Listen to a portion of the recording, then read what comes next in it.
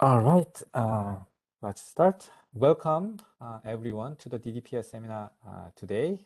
Before we introduce our invited speaker, let's go over some rules and logistics. First of all, please mute yourself during the talk unless you have questions. If you have questions, by the way, you are welcome to unmute and ask. Speaker said you're welcome to interrupt his talk. Otherwise, please use chat room to post your questions so that we can address them in Q&A session at the end. Second, today's DDPS seminar is open to external audiences. Therefore, no classified discussion is allowed, so please watch out. Finally, the talk today will be recorded and uploaded in our YouTube channel. That's about it. Now, let me introduce our speaker today.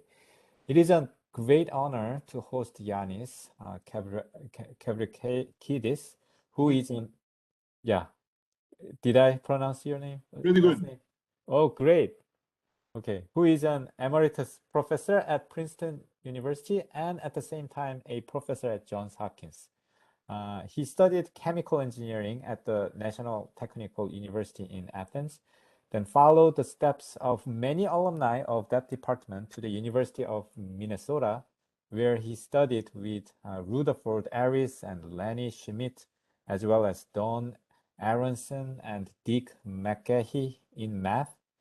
He was a director's fellow at the Center for Nonlinear Studies in Los Alamos in 1985 to 86, when Soviets still existed and research funds were plentiful. He then had a good fortune of joining the faculty at Princeton, where he taught chemical engineering and also applied and computational mathematics for 31 years. 4 years ago, he became emeritus and started fresh at Johns Hopkins, where he somehow is also professor of urology. His work always had to do with nonlinear dynamics, from instabilities and bifurcation algorithms to spatio-temporal patterns to data science in the 90s, nonlinear identification, multi-scale modeling, and back to data science ML these days. And he had the additional good fortune to work with several truly talented experimentalists like G. Otto's group in Berlin. When young and promising, he was a Packard Fellow, a Presidential Young Investigator, and the Ullum Scholar at Los Alamos National Laboratory. He holds the Colburn, Cast, and Willem Awards of the ALCA, the Crawford and the Reed Prizes of Science. I was young and promising. Leave me some time to speak. Thank you. Yeah, all right. Enough. He's a member. Yeah, numerous awards, and yeah. Today, Yannis will give a talk about no equations, no variables, no space, no time. Okay. All the new results on data and the modeling of the complex systems. Please expect wonderful talk and enjoy it. And without further ado, there's one last step. As usual, let me ask you the one usual question. What you can answer these questions, and then you can start your talk. Okay. What is your favorite things to do other than research, Yannis? I have a son who is an applied mathematician, so we chat for fun about it. I also play chess, and I should be doing more exercise than I am doing. Oh well, same here. I gotta do more exercise then. Yeah. All right. Stage is yours. Thank you. So a pleasure to be there. I am in rainy New York. I'm actually in a hotel room. So behind me you can see Marlene Dietrich and then Marilyn Monroe. It's an unusual backdrop for such a talk. And well, okay, it sounds a bit funny, the title, so I have to justify it. But let me tell you a couple of things. First, as usual, the work has been done by a lot of students and a lot of postdocs that were both very talented and patient, and some of them are kind of written over here. And then there's been over the years many amazing collaborators, for example, Rafi Koifman. And I realize as I use this slide that Bill Gear, who is the Gear of Gears method, was a great friend and collaborator. I'm sad to tell you that he passed away yesterday. After a long and wonderful and very fruitful life. So maybe let me take this opportunity to remember what a wonderful guy he was and how lucky I was to be able to work with him for many years. To kind of try and make a joke, let me tell you that I had this title in a conference a few years ago before COVID, and there was a big snowstorm, and I could not go to the conference. So they put up a slide that said no all of this and no Yannis. So today, at least, I am here. I've worked for a long time on something that we used to call equation free. And this is my little demo of how to work equation free with complex systems. This is based on a paper by a friend, a very talented Australian mathematician, Tony Roberts. This is two movies of the same thing. So I'm playing two movies of the same thing. Wait a minute, I have to play the movie. So here is the movie. Let me stop it and tell you what you're seeing. On the left is a complex system. It is a whole bunch of dots. Each dot is supposed to be a microorganism. They are kind of a plankton on the surface of the ocean. They give birth, they die, they do random walks, they're sloshed around by random currents in the ocean.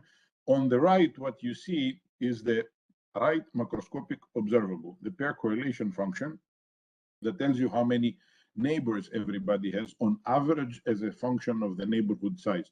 I'm going to continue the movie. What I want you to see is that on the left, it is a horrible thing where you run and see dots going around and they are sloshed and there's striations and it never repeats itself.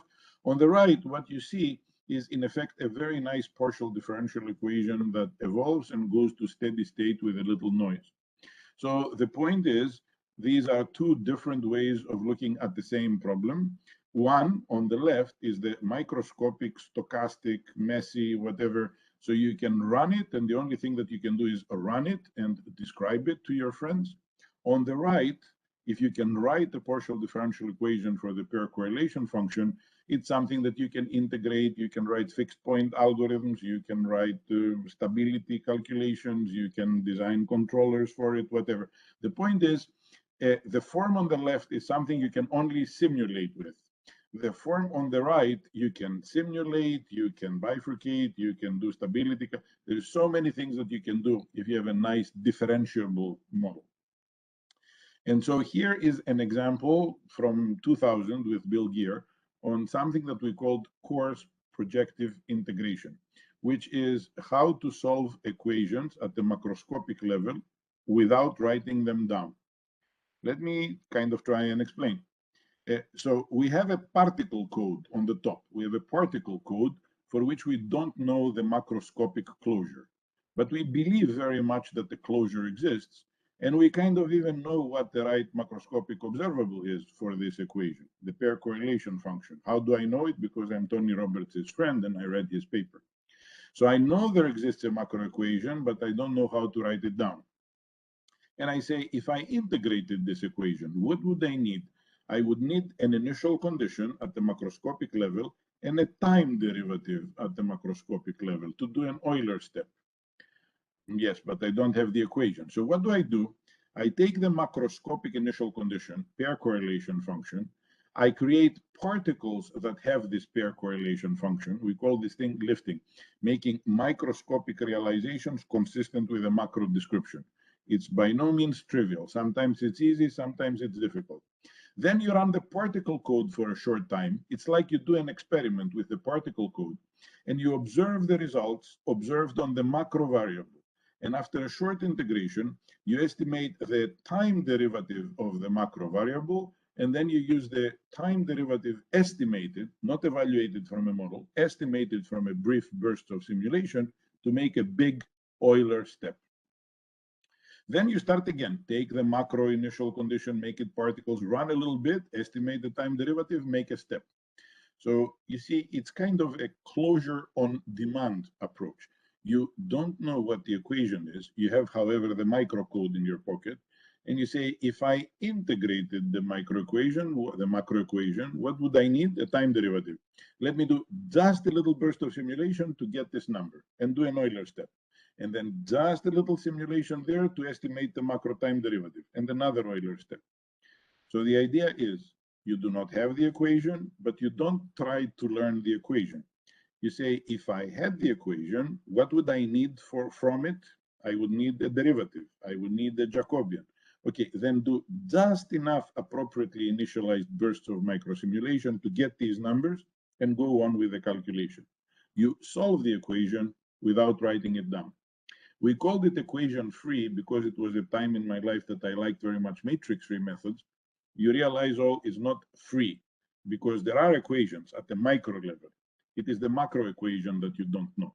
Okay, so this is the equation free part. You solve them without learning them or writing them down, doing just enough on-demand microsimulation. The big thing, which is the variable free, is that in what I told you that you can do a better use of the microcode, but you need to know what the right macroscopic observables are. In this example that I showed you, I already knew that the pair correlation function is a macro observable in terms of which I could in principle derive a macro equation. But who told me this, right? I told you that I read it in the paper. So the question is, if we have a microscopic complex problem and we kind of suspect we could write macroscopic descriptions, what are the variables in terms of which we would write the macroscopic descriptions? And traditionally, you can either do it by having, let's say, a systematic hierarchy. Like, for example, you have clouds of particles, you use moments of the distribution of the particles, you keep enough moments, then it's a good enough description, hopefully. Then you can have experience, expertise, knowledge, brilliance. You know, somebody could look at the particle and say, it is the pair correlation function you should observe. This could be extremely difficult. You know, going, for example, from the Boltzmann equation to the Navier-Stokes is generations worth of brilliant mathematical work. Or somebody maybe has very good intuition about what to pay attention to. And then the thing that's the huge difference in the last maybe so many years is that instead of trying to figure it out by experience or brilliance, we basically, you know, go to the computer science department and do machine learning on the data to find out what the right macro observables are. So doing manifold learning or machine learning to get the right macro observables.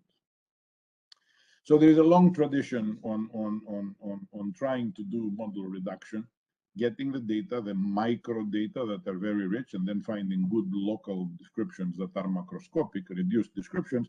The traditional one is principal component analysis. It's singular value decomposition. It's around for 130 years.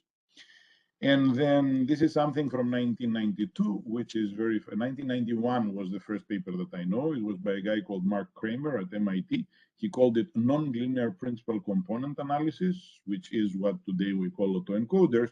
Take very high dimensional descriptions, write a bottleneck neural network, train it to learn the identity. Then maybe these variables in the middle are good reduced variables. And then in 2000, but I want you to understand, when we were using all of this back then, this is a horrific, nonlinear, non-convex optimization problem, training a network like that. And back then, it took us days and days and weeks for this to converge. Now it can be done in like seconds or milliseconds. So it was very difficult to do it. And so it was completely amazing to me around the year 2000 that there were a couple of back-to-back papers in Science magazine, one on isomap and the other on local linear embedding. And my particular manifold learning tool, since I work with Rafi Koifman also, is diffusion maps, which was not learn hyperplanes passing through the data, but learn low-dimensional curved manifolds passing through the data. And the amazing thing in this is that you could take high-dimensional data, here three-dimensional, and figure out that they're low-dimensional, here two-dimensional, and also find a set of coordinates on the low-dimensional data, not by solving a non-linear, non-convex optimization problem, but by actually solving an eigen problem. To me, that was just, you know, like out of the clear sky, there was thunder, right? You can create an eigen problem and find what the right coarse variables are. So this is a kernel-based method, diffusion maps. There is, you know, many of them these days. In many ways, they are related or comparable. Somebody could be a little better for this type of data or that type of data, but the idea is you worry what are good observables in terms of which to write macro equations. Hell, do some data mining, and here it comes. So now I told you that I'm going to tell you some old stuff from 1992. So these are things on machine learning that were lost in the years 2000 until 2015. This is a paper of mine from 1992. It is in a very weird journal you would never read, Chemical Engineering Communications. It has a horrific title that would never make it appetizing for somebody to read. It's called Discrete versus Continuous Time Nonlinear Signal Processing of Copper Electrode Solution Data. And it is very experimental, and it was done in the lab of this guy, Jack Hudson, who was a very good nonlinear dynamics experimentalist. Why am I showing you this old thing? So this is time series from corrosion. Actually, it was a DARPA grant for studying corrosion back then. So you have a chunk of metal, you put it in an acid, and it dissolves. This is a time series of the dissolution rate. Here, as time goes on, it is steady, and then it is oscillatory, and it is more messy. These are different values of the potential between the metal and the reference electrode. So you change a parameter, and you go from steady to oscillatory to messy oscillatory.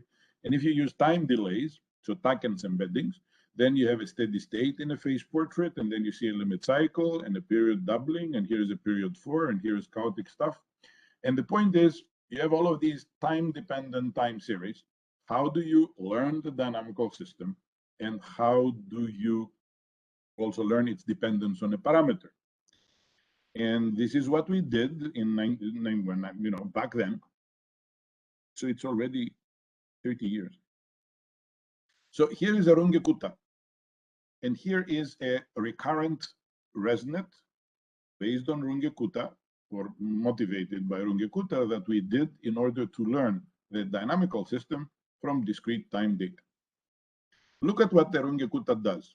You take an initial condition y, and you calculate f, the right-hand side. You call this k1. You take this k1, you multiply it with the time step, add it to the initial condition, and calculate f of that. Then take this, multiplied by a small number, add it to the initial condition. So it is f of f of f of f. And if you look at what happens here, this is the data at time n, this is the data at time n plus 1. And what you see is that you take the data, you pass it through a neural network that will learn the right-hand side, take a result, multiply it by a constant, add it to the beginning, pass it through the same neural network, the same parameters, 4 times. So this is a recurrent neural network, which trained on discrete time data, learns the right-hand side of the equation, an approximation of the right-hand side of the equation. Also, please look, it is a ResNet. It does not learn the result. It learns the result as a sum of what we started with, plus something that lives in the subspace spanned by these other function evaluations. So if you want, there is a linear layer at the top. And this should also remind you very much of Krylov methods.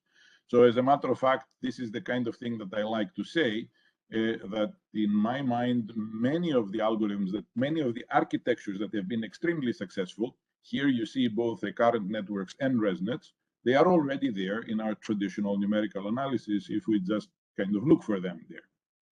So by getting the time series and then doing autoencoders on them to find good variables, and then using recurrent ResNets, what we did, this is to remind you that I expect all of you or most of you already know this. This is the ResNet that became fashionable, that was proposed in 2015. My paper has, I think, 95 citations from 1992. This, I think, has 120,000 citations already. A ResNet is really forward Euler. You can kind of see it. You take an initial condition, you take it, and then you add to it a function times a small number. What is the difference between the two?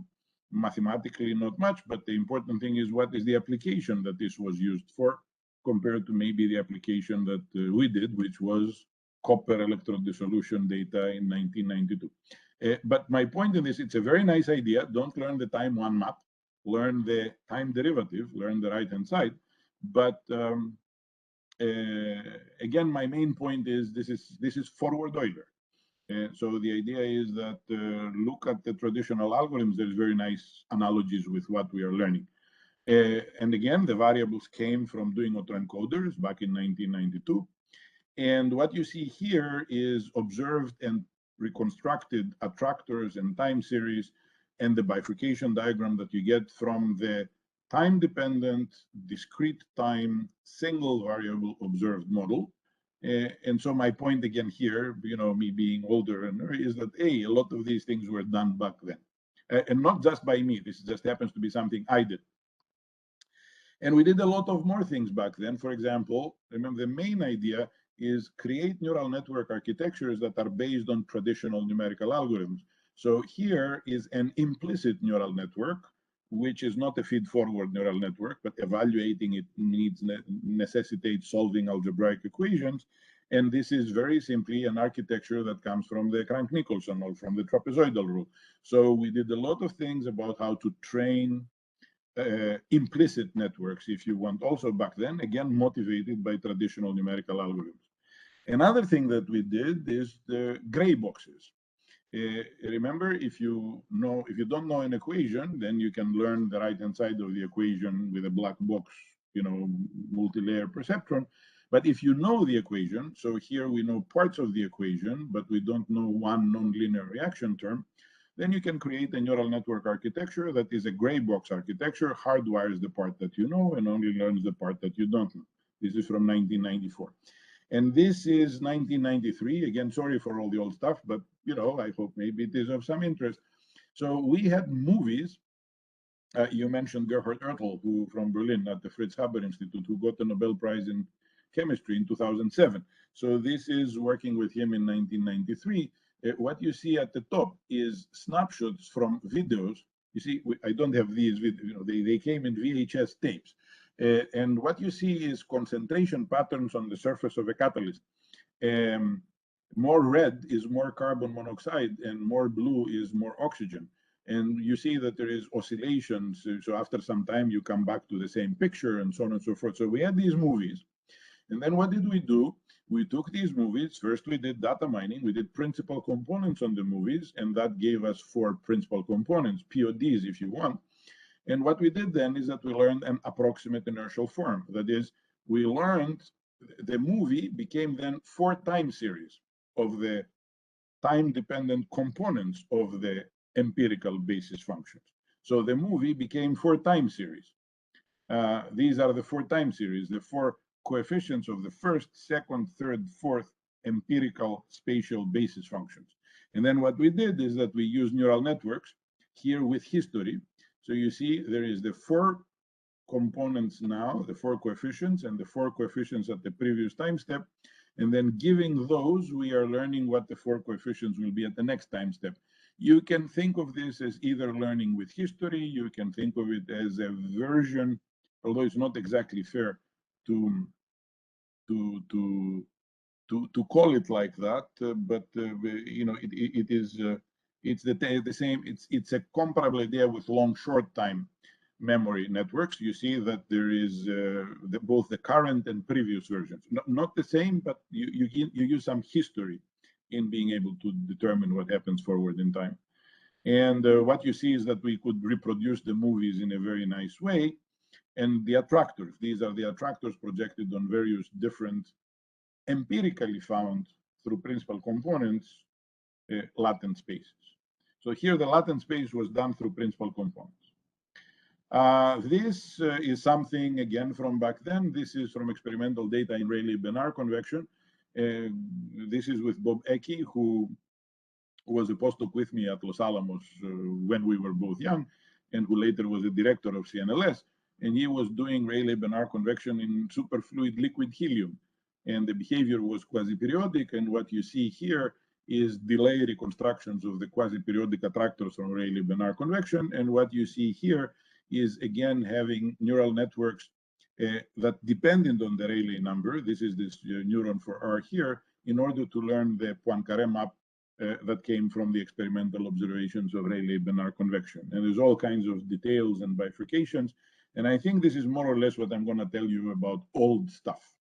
Oh, no, there's something more about old stuff. So in what I showed you how to learn ODEs or maps, so continuous or discrete low-dimensional systems from data. But then what we also did is that we learned partial differential equations for data. So this is operator learning. Think of a parabolic PDE. I mean, what is a parabolic PDE? There is a relation between the time derivative at a point and then the value and some spatial derivatives on the right-hand side. So if somebody gives you, so this is a paper from 98, suppose that somebody gives you space-time movies from a PDE.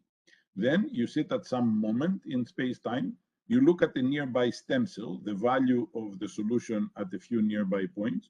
With finite differences, you estimate derivatives. And then, given the parameter and these derivatives, you train a neural network to learn the time derivative at the central point. So this is a convolutional neural network. For these 5 points, here is a copy of the network. Then you shift in space by 1. Then you have a copy of the same network, shift by 1, same copy. So this is a convolution. So finite differences, again, as most or all of you know, finite difference algorithms correspond completely to having convolutional neural networks in space. And what we did is that we combined if you want, convolutional neural networks in space with the recurrent neural networks in time to learn partial differential equations from space-time data. And this was, this is a burgers. It's a very simple example. I mean, these were toy examples, but again, I want to make a point that a lot of the things that we know now and do much better or much faster and more intelligently now, they were already known back then. Let me show you something more recent so that I don't only tell you old stuff. What if the partial differential equation comes from observation at the coarse level of microscopic things? So this is a paper about bacterial chemotaxis. This is something that comes from our work 2 years ago, not 30 years ago. And what I'm going to show you, let me maybe tell you a couple of things. So what I'm going to show you is microscopic simulations of 10,000, if I remember correctly, agents. Each agent is supposed to be a bacterium. It is a set of differential stochastic equations. It has 2 internal continuous states plus 6 random variables that are the flagellae, whether they are going clockwise or counterclockwise, how the flagella, it's a fascinating physiological system, the motion of E. coli. But for the purposes of our discussion, you have 5 or 10,000 agents, each of which is a set of differential stochastic, ordinary differential and stochastic equations, and they run. And depending on whether the flagella are going clockwise or counterclockwise, the thing is running or tumbling. And the whole point is you want a description not of what each agent does, but the entire bacterial density. So you want macroscopic chemotactic equations from agent-based simulations. And that's what you see here. Here are 5,000 bacteria, and they are colored blue, yellow, or green, depending on whether they're moving to the right, to the left, or tumbling in place. And what we do is that we run the bacteria, and from observing the bacteria at a macroscopic level, that is by looking at the evolution of the density of the bacteria, we learn a partial differential equation, a chemotactic partial differential equation for the motion of the bacterial density. Look, we start the bacteria at a location in space. That this is original bump. This comes from a density estimator. The green is the food. So the bacteria want to move to the right, go to the place where there is a lot of food. I'm going to play the movie. On the left, you see the microscopic agent-based simulation. On the center, you see 2 plots, the red and the blue. The red is the PDF of what you see on the right. The blue is the effective evolution that comes from a partial differential equation for the chemotactic evolution of the bacterial density. That is the coarse-grained version of the problem that was learned the way that I showed you as we did it back then in 1998. So what's the difference now? The difference is you don't learn macro stuff from macro data. You learn macro stuff from micro data. And there is an extra little twist. In the next page, you see at the top here, it says results. And then it says gray boxes. As far as presenting it, the movie is exactly the same. Just trust me that here we learn the partial differential equation, not for the entire black box PD right-hand side, but only for the chemotactic part. The diffusion part, we kind of hardwired because we knew it. This is also something new. You remember that we used numerical schemes, Runge-Kuttas, finite differences, as templates to create neural networks to learn ODEs and PDEs. This is something which is recent, and it's on archive for a year or so, but it's unpublished.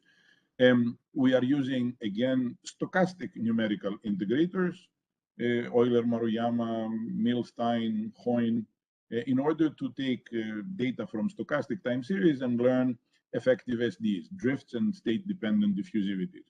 This is just a loss function is where the numerical method goes. This is an example. You see here evolution of the stochastic, StatMech type calculations agents on a lattice. It happens to have something to do with SIR and epidemics, but this is just an observation. And you know that as you run these, there is limits at which you know that there exist mean field equations. There can be mean field deterministic and mean field stochastic equations. So we take the data from the stochastic large run, and we use this technology that I told you, which is neural networks templated on numerical integrators, in this case, just Euler Maruyama, in order to learn an effective drift and an effective diffusivity. So again, the main message, look at your traditional numerical methods. Your traditional numerical methods are very well linked with architectures for learning dynamical systems from data with neural networks. Of course, you can learn these functions with neural networks, with kernels, with Gaussian processes, which we also play with. So there's many, many interesting tools for doing that. What is interesting? Maybe one of the interesting things is the gray boxness, the combination of the parts that you know with the parts that you don't know. So I kind of have told you, I'm kind of halfway through. I told you about no equations, no variables. I didn't tell you about no parameters. That you kind of have to trust me. And I want to talk to you about the fun part, which is no space and no time. So in 2011, I think DARPA had a contest. It was called the Shredder Challenge, the Shredding Challenge. And what they did is that they took 5 documents and they shredded them and they put the stuff on the web, and they paid $50,000 to whoever would put the documents back together again. And a month later, I think San Francisco company solved most of them and got the $50,000. And my students now, and your students, and you can do this in, I don't know, half an hour. What's the basic idea? Basic idea is the same as our kids solve puzzles. This is a partial differential equation. It's a messy one. It's a Ginsburg-Landau, one space dimension and time. This is the space-time plot that comes from a big simulation. And what you do is that you take this page as it comes out of the printer, and what you do is that you go to the office shredder and you shred it into 512 time series. You just take the paper and feed it through the shredder, and then you get many time series, and then you mix them up. So you know what happens, but you don't know where in space it happens. The idea is that if you take each one of these time series that are mixed up now, you don't know which one comes from which point in time. And then you consider each one of these time series as a data point. And then what you do is that you put these, you try to find which data point is close to which data point as functions in time. Then what you would find if you do even principal components in these 512 time series, you would find that they are a 1 parameter family of time series. And if you order them based on their first principal component, what you would do is that you would recover the topology of the original space. So you understand, you take a time series, you just try to find among all the other ones, which is closest. You find 2 that are closest, you put one on the right and one on the left. You're actually not sure which should be on the right and which should be on the left. So what we recover here, if you're very careful, you will see it is a flip of what we had at the beginning. Do you see what I'm saying, right? You take the thing, you shred it, you have many time series, you don't know where they're coming from. Thinking of these time series as data, you can recover the topology of the original space.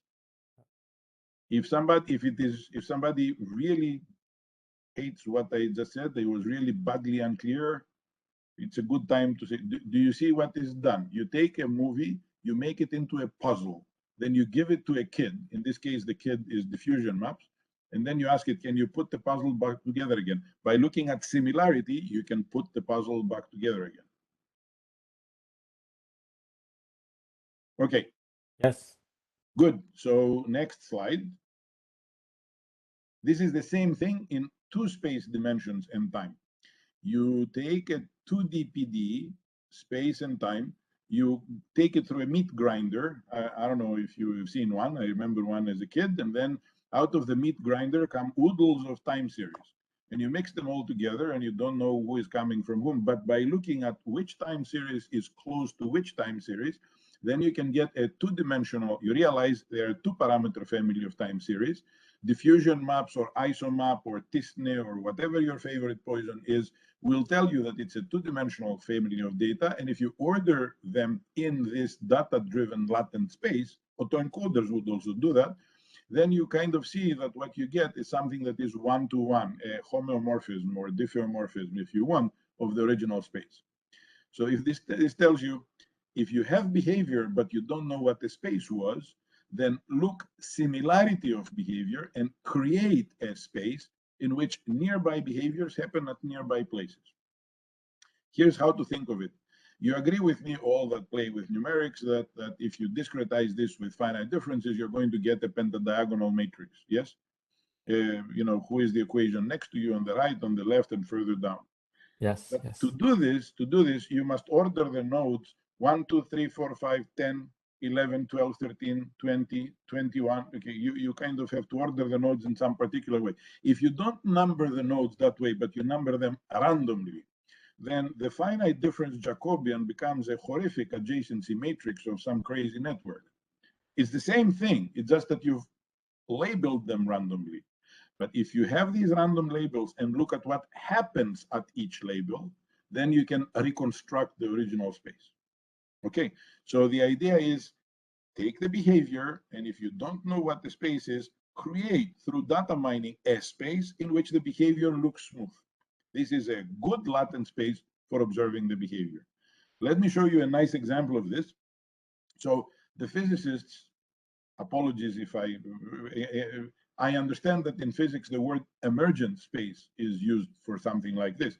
That is a space that is not a physical space, but a space in which the behavior appears nice. It's a space that fits the behavior, if you want. Here is a bunch, here's an example. This is from Steve Strogatz, who is a wizard with oscillators, and also is an amazing writer, for those of you that know him or read his stuff.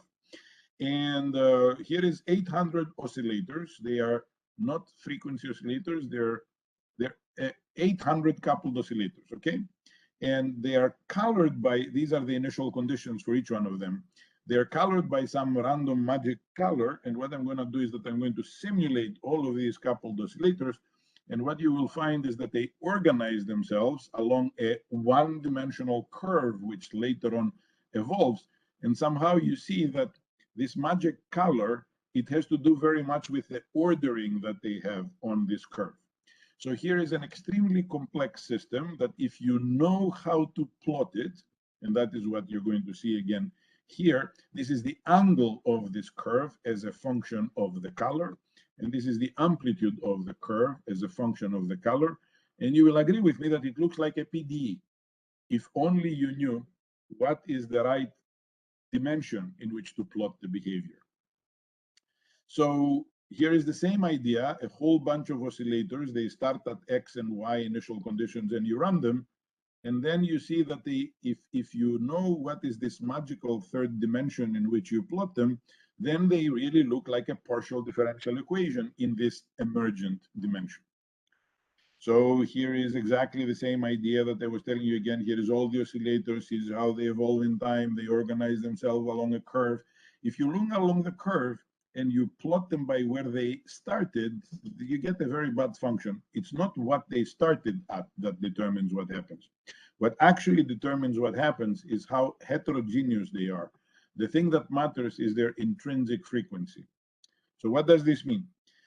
Take a whole bunch of oscillators, each one of them is going to do stuff. You plot them from 1 to 200 and whatever, it looks like a horrible mess of spaghetti.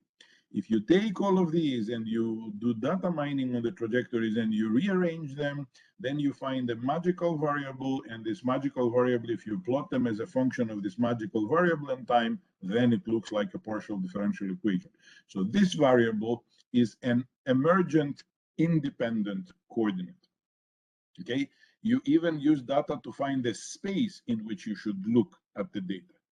And here is this partial differential equation plotted as a function of the emergent coordinate, the data-driven, emergent, independent, the thing that plays the role of space, okay? And as a function of time. And now, remember how I told you, if I have space-time data, I can learn PDEs, okay? So we find the right space, and in the right space, it looks like a PDE, and then we go and learn this PDE.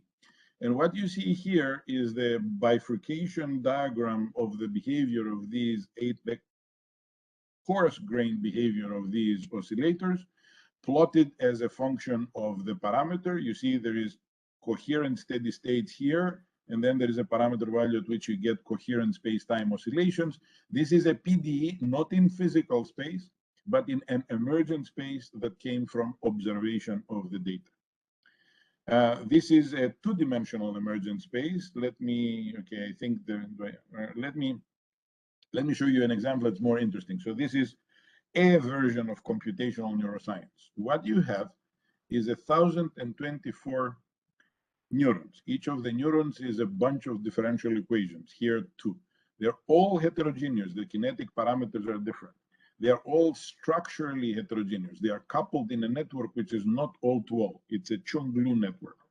This has something to do with the suprachiasmatic nucleus. It doesn't matter. It's just a model, many coupled oscillators. And what you see here is what these oscillators do when they are running around. Because they're different, each one of them does a slightly different oscillation. But if you take these oscillations and do data mining in these oscillations, you will find that they are really a two-parameter family of oscillations. And you can think of each neuron as a point in an emergent space, in which emergent space, where the variables are data-driven, phi1, phi2, it has two spatial dimensions. In this emergent space, nearby neurons are nearby points. And if you look at the behavior in this space, then, and that's what you see here. This is the emergent space coordinates, the data-driven space coordinates, and this is a partial differential equation describing the network, not as this is what node 1 does, node 2, node 55, but in effect telling you that your network is a discretization of a manifold. So trying to find a space in which your network is in effect a discretization of a continuum. Once we find the right space, then we can go in and learn the partial differential equations for the evolution.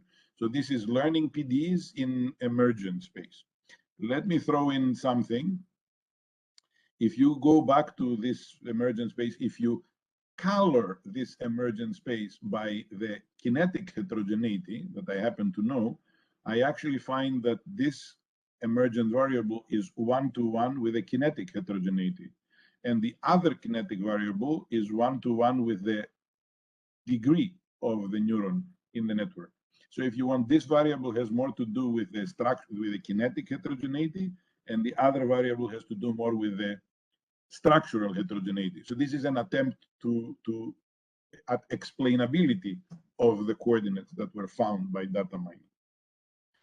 Bottom line, look at messy data, find a space in which the messy data look nice, learn the operator in this data-driven emergent space. Now, in what I showed you shredding a movie at fixed points in time in space along the time direction. So I shredded the movie vertically.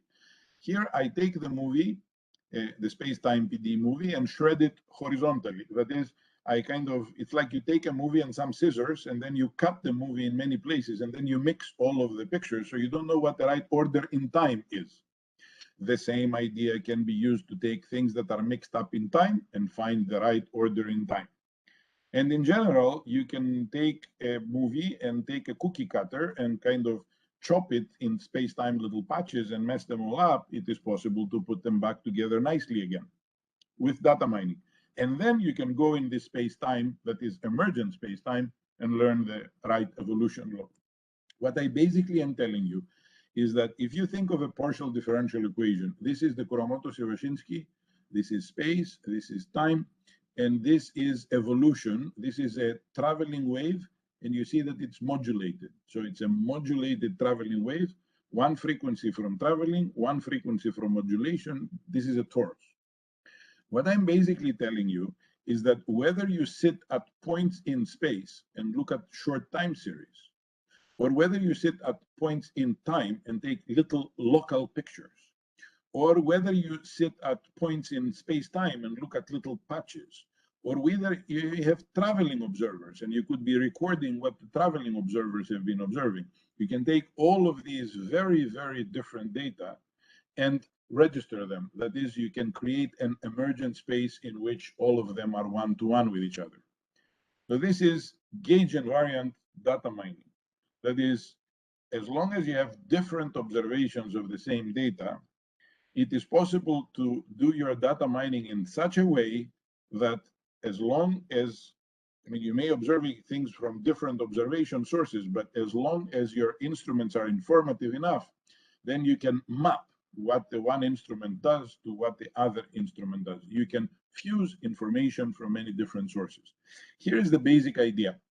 You kind of all know that when we do data mining, the important thing in data mining is to have a sort of similarity between two measurements, something that you can use in a kernel, right? What's the distance between two measurements? Okay, so let's say that this is a sort of divine space or Platonic space that is the true nature of the behavior. And on this side, it's how Yannis sees the behavior. And then on the other side is how Young-Soo sees the behavior. And so the point is we have two different events. What is important in data mining is a sort of similarity measure between the two events. Let's say that this is Yannis, and the blue curve is Yannis's way of looking at the universe. That is my own glasses, okay? You see that what I see is not exactly what is seen by Plato, but it is at least one-to-one. My observation function is one-to-one with the truth. And what I want you to see here then is that if I have two events happening, they have some distance in Platonic space, but through my bad observation curve, they're going to have a different distance in my space. So if I do data mining of my observational data, I'm going to get something completely different than the truth. Here is what would happen if Young-Soo looked at the data, and the green is Young-Soo's observation curve. So in his space, the distance between two data points are going to be very different, and his kernel will be very different, and he will compute very different things. Here is the little magical part. If when you measure the data points, you don't just, and this was done by Amit Singer, to my knowledge, Amit Singer and Rafi Koifman in 2008, they had an applied and computational harmonic analysis paper, and they called it anisotropic diffusion maps. If you don't just measure the data points, but you also sprinkle a little Gaussian around the data points and measure this little Gaussian, and then in my world, I look at how this little Gaussian deformed. And Young-Soo in his world sees how his Gaussian deformed. If we looked at this observation and we use this to estimate the slope, the local slope of our glasses, and use this local slope to rescale the distance as I see it and he sees it, then in effect what we do is that we can create, if you look at this, we can kind of create a lens. If you look at this green-red curve, it's a sort of way that allows us to do data mining in such a way that both what I see and both what Young-Soo sees can be mapped to the same reference truth. So that no matter what my observation function is and what his observation function is, we can agree that what he sees and what I see is a realization of a common reference representation. So again, what I'm telling you is that I can have very different observations of the same phenomenon and do the data mining in such a way that I can, that both I and Young-Soo would have the same processed reference image of the data. We have a little paper with Rafi Koifman. This can be done by eigenproblems, but in particular, we have a paper that showed up last year. It's called LOCA for local conformal autoencoders. It's an autoencoder, you can kind of see it, but the point is every point is not just mapped to another point, but we are trying to take the neighborhood of a point and then map it to a perfect circle here. So the idea is that if we have very different observations, then we're going to get different neighborhoods of each observation. using this autoencoder or map it into a version of the problem that would be common for all different observations. This is an illustration of this. Let's say that this is the original space. This is one nonlinear observation of the space. You see it has been deformed into a mushroomy thing. This is a different linear. You see it's rotated and distorted. These are two very different representations of the same thing. If we do this data gauge, this gauge invariant data mining, then both of them are mapped to squares that are within an orthogonal transformation of each other. So it is very interesting to consider, as I said, reconciling very different observations of the same thing and fusing them to create a nice space in which to learn the model. We did this for, suppose that you have two different neural networks, two different cameras that look at the same thing. Then we have something that learns what this camera sees. And the point is, in a data-driven way, can we create a mapping from what one neural network learned to what the other neural network learned? As long as they are different, rich enough observations of the same thing, then it is possible to map them. You can maybe see why something like that is important. The way that we're working now, with the same data, you give the same data to, I don't know, Hopkins, we are going to get a machine-learned model for them. Yongsoo at Lawrence Livermore will take another one. And the point is, did we learn the same thing? So it's important to be able to take my model and your model and see if these two models are really just invertible transformations of each other. So this is a talk from many years ago. This is just the title. It's kind of funny, okay? In a sense, we are becoming more medieval. We take data, and without understanding what the right variables are, the right variables come from data mining, and without being able to actually understand mechanistically what the operators are, the operators also come from machine learning, we can make predictions without really knowing mechanistically what happens. It's not exactly, of course, you would immediately say like that. It is that we understand the algorithms that process the data. We don't maybe understand mechanistically what exactly the terms mean. And so this is to kind of entertain you at the end of the talk, because it's already 1:55. This is Plato. Remember, I already told you about Plato and Socrates here in the middle. Is the Academy of Athens. In the Renaissance, people understood perspective, the projective plane, the point at infinity, that straight lines meet at infinity. And they started for the first time painting exactly what they saw. You should think of this as a model of the world. You're making a model that looks exactly like what you see. And people put a lot of effort in being able to make a model of exactly what they saw. And then photography came by, and it was too easy to do it. And so people started to try to express what they feel when they see something. This is the Cathedral at Reims, and it's painted in different weathers, let's say. And so if you think of the truth, and you make a model of the truth, you take a mirror, okay? You would like a model of the truth to be as close to the truth as possible, right?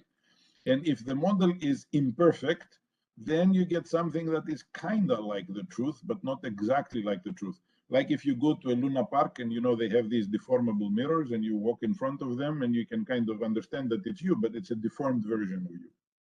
We are very much used to the idea of having models that are slight distortions of the truth. And what I'm kind of telling you is the opposite idea. Is there a chance that the truth we see, this is a version of it, this is another version of it, this is another version, is there maybe a space in which the truth is more beautiful? Is there a transformation of our model to normal form, to linearity, for example, through Koopman, where I also play among with good friends like Igor Mezic, a transformation to something integrable, a transformation to something Hamiltonian? Would it be interesting to not to think that we want something that represents exactly what we see, but is it possible to create a transformation that makes the difficult problem that we are seeing easier to solve? Can we use machine learning in order to construct Kohlhoffs, to construct Koopmans, to construct inverse scattering transformations or Bacterial? So the idea is, and in my opinion, this is kind of where I want to leave you. I think this is one of the really great things about machine learning. We don't have to make our models just in terms of the things that we understand. We can also make all kinds of transformations for them, and so map them to spaces where they're easier to compute, easier to observe, easier to whatever.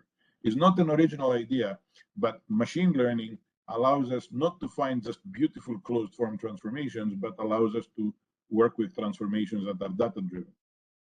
And we can, of course, fuse different views of the truth back to the truth.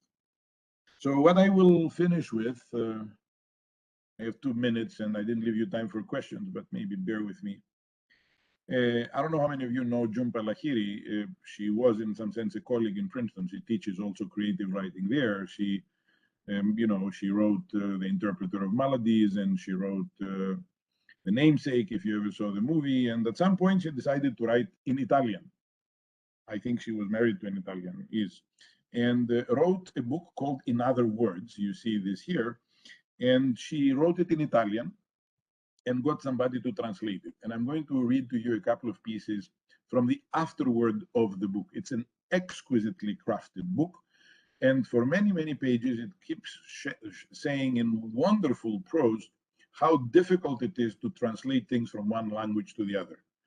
And I want you to understand, translating from one language to the other is the most quintessential everyday gauge transformation. It is the same idea, but you write it in Italian words or in English words, okay? And after we're talking about translation. And after writing a whole book on how difficult it is to express things easy to say in English in Italian and express things that are easy to say in Italian in English, she writes this afterword, which is, to me, it was absolutely breathtaking when I read it. She says, in 1939, 15 years before he died, Henri Matisse began to move away from traditional painting and develop a new artistic technique. It involved cutting up pieces of paper that had been painted in gouache in various colors, think pixels. Matisse then combined the pixels and arranged the different pixels to create an image. He fixed the elements first with pins, then with paste on your screen, often directly on the wall. He stopped using the easel, the canvas. His main tool became a pair of scissors rather than the brush. The method, a sort of synthesis of collage and mosaic, arose out of certain limitations. The eyesight of the guy was not working, and he had a serious illness, and he had to use his assistants, your great postdocs and graduate students. It was a collective process. The images on paper were more simplified, crude compared to the ones on canvas, but they required painstaking, complex workmanship, the same way that our machine-learned models, they are maybe not as beautiful to understand as the actual mechanistic ones, but they require painstaking, complex workmanship. One recognizes the hand and the eye of the painter, but they have changed. We follow the thread between the new method and the earlier paintings and are aware of a turning point, a radical move. Last thing to read you, for Matisse, cutting, and for us, machine learning-based modeling, was not only a new technique, but a system for thinking about and expanding the possibilities of shape, color, and composition. A rethinking of his artistic strategy, a rethinking of our modeling strategy. The painter said, the conditions of this journey are 100% different. He compared his method, which he called painting with scissors, to the experience of flying. And when we talk about this with Rafi Koifman, my friend and colleague and mentor, he always says, yeah, but we have codes that do that. Okay, thank you. That was it. Thank you. Thank you so much for the wonderful talk. I really enjoyed it. I'm sure everyone else enjoyed it a lot. Thank you. All right. I hope I told you a lot of things, all of them simple. I hope I was reasonably coherent. Anyway. It was coherent. You do have a one the common the theme you would like to address here. I can see that from your talk. Yeah. Okay. So we do have a questions. I mean, although it's past 1 hour, but we don't stop there usually. Maybe Aaron, since I see your hand. Aaron, all right. Do you want to unmute yourself and ask questions? Because I don't see your. Wait, or Jerome, Jerome, you can unmute yourself. Ask questions. Thank you for your talk. I just was reminded with your discussion at the end of there was a like book by Nassim Taleb, who's kind of a stock market guy, but also the Red Queen. Yeah, that guy, right? And he had this long anecdote in one of his books about a guy who was like the world expert in pork belly futures or something like that. And after like Taleb talked to him a bunch and finally figured out that even though this guy could tell you like what the effect of the war in Ukraine or a revolution or any other like world event would have on pork belly futures, he actually didn't know what pork belly futures really were. Right. Yeah, thank you. I also appreciate, I mean, I didn't know about this specific one, but my way of talking about what you said, do you remember Vice President Cheney? He said there is known unknowns and unknown unknowns. So right. You're right, there is people that Rumsfeld. are capable of predicting, but they do not necessarily know why. However, the fact that they can means there does exist a function, right? Right. Yeah. Right. Yeah, I appreciate. I didn't know about this. If you would be so kind and email me this. I mean, you all know, I'm sure, of stories like, you know, there is this great politician and he gets his shoes polished in the morning. I hope it's not politically incorrect what I'm saying. And the you know the person who shines the shoes, who has, I don't know what he has observed, you know, can tell them tips for the stock market or something. One of the jokes that I like to say, I don't know if it's a good one, is you know, when I talk to a lot of students, you know, I'm sure in your company there is somebody, when they see a new couple form, they say, these guys, they will last a week, or these guys, they will get married. And maybe they know what it is that they are, why they say this, or maybe they don't know. But at least the good thing for us is the belief that there exists a function. Sorry, I said the same thing several times, but I understand what you're saying and I appreciate it. And it also does scare me a little bit, right? I mean, it is a little bit medieval, like we can predict, but it's like the magician. I mean, there is an oracle and you ask the question and you get an answer and you don't know if it's true. So how many times do you have to, you know, do you believe it? If you get good answers a lot of times, you tend to believe it. Anyway, how well does it generalize? Yes? Somebody else. Thank you. All right. So next question, I can read from the chat. There are a couple of questions. Well, it's not a question. It's from the Andre Filippo. He left a comment about it is necessary, in his opinion, it is necessary to have some idea about the type of equations to understand what initial condition and boundary conditions. Yeah. Okay, good. So I will interrupt. So you're absolutely right. So in 2003, we wrote a paper, which then in 2007 was reproduced in the SIAM reviews. It has a very strange title. The title is The Baby Bathwater Scheme. And the subtitle says, Deciding the Nature of the Unavailable Equation, which is, if you have a black box, how do you test if it's an ODE, if it's a PDE, if it's an SDE, if it's a conservation law? How many equations how many derivatives does it have on the right-hand side? These are not easy, nor are the answers unique, but there is a wonderful idea, exactly what you said, which is, if you have a black box, how do you design experiments that will tell you the qualitative things, like how many boundary conditions you use and you need and what type and so on and so forth. That's a whole wonderful, maybe it's very naive of me to say it that way, it's a whole wonderful branch. If I have a black box, how do I figure out the nature of the operator in the black box? Not the operator, the nature of the operator. Let me give you the most stupid of examples. How do you tell if something is an ODE or an SDE? You run it again. If you get the same result again and again, then it is an ODE. If you get a distribution of results, it's probably an SDE. I'm not saying this is not a definitive answer, but in the same way, there is, trust me, if you start thinking about it a little bit, you're going to find a lot of ways by which you can probe the black box just enough to estimate with some conviction issues about its nature, not its actual functional form.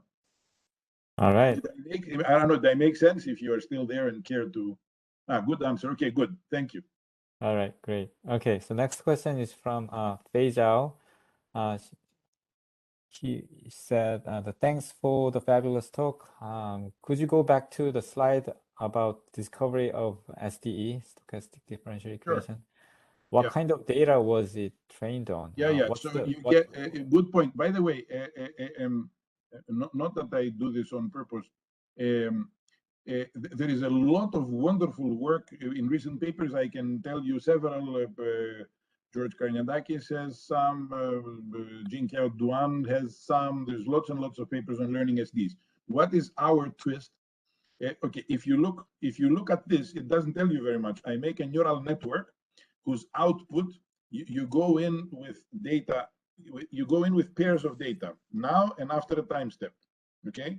So you take whatever time series you have and you chop them into pairs, input-output pairs, X now, X next moment in time.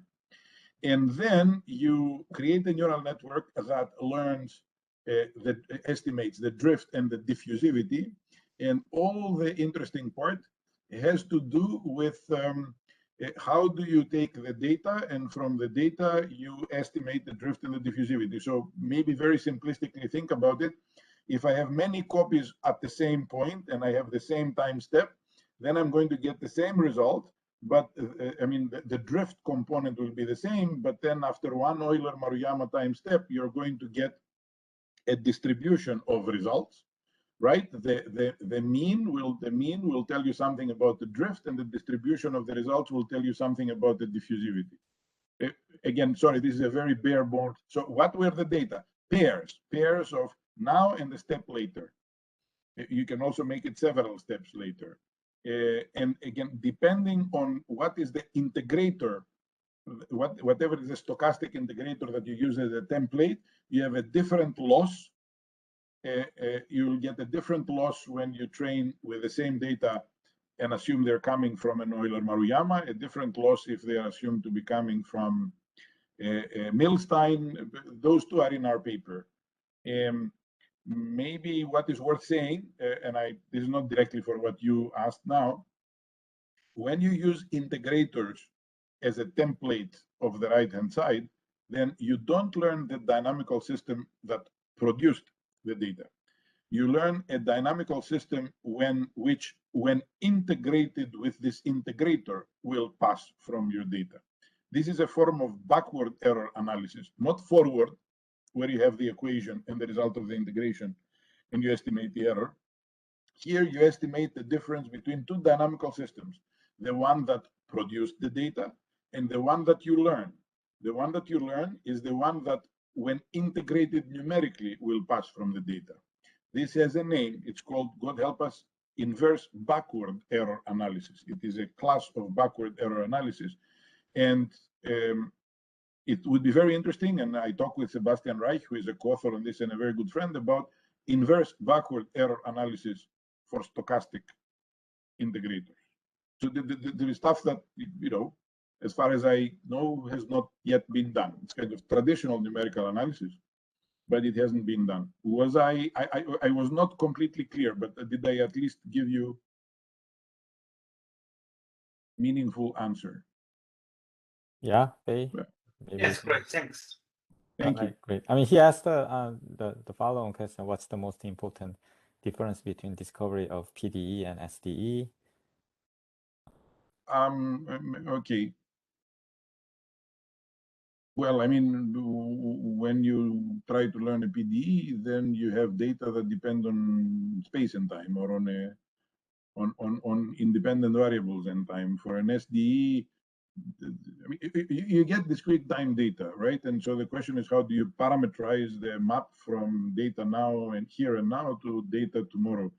Maybe the more important question is what the previous gentleman asked. You have discrete time, you have space, time, discrete data. The main question is, are you going to try and model them with an SDE? Are you going to try and model them with an SPDE? Are you going to try and model them? Let me kind of, so the qualitative question is very important.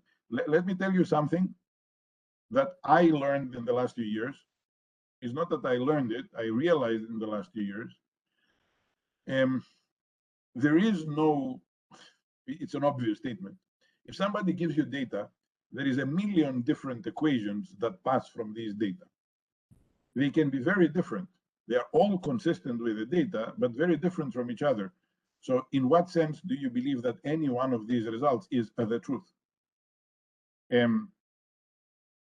This is a difficult question. I mean, you can find equations consistent with the data. It's very tempting to say, I found the equation, and actually maybe you can call me guilty through this entire talk. I told you I learned the PD. No, wrong. Thank you for maybe giving, you learn a PDE that passes from the data. Let me also tell you, we even have papers on this. The same data can be learned, can be parameterized either with a partial differential equation or with an integral equation or with who knows what else. So it's important to kind of have the feeling that you learn a generator for the data. There is many different generators, possibly of different nature, also consistent with the same data. Let's not kind of fool ourselves that we learn the law. Okay. Sounds good. Okay, so I see a lot of complimentary comments. Really nice talk. That's nice. If somebody wants to learn something, email me. As you see, I like to talk too much. Thank you very much for the amazing talk. And Jack Walter said, just looked up the Matisse's Caesar paintings. Yeah, himself. Yes. Yeah, it's amazing. Okay. Thank you all. Thank you for having me. Thank you so much. The Yannis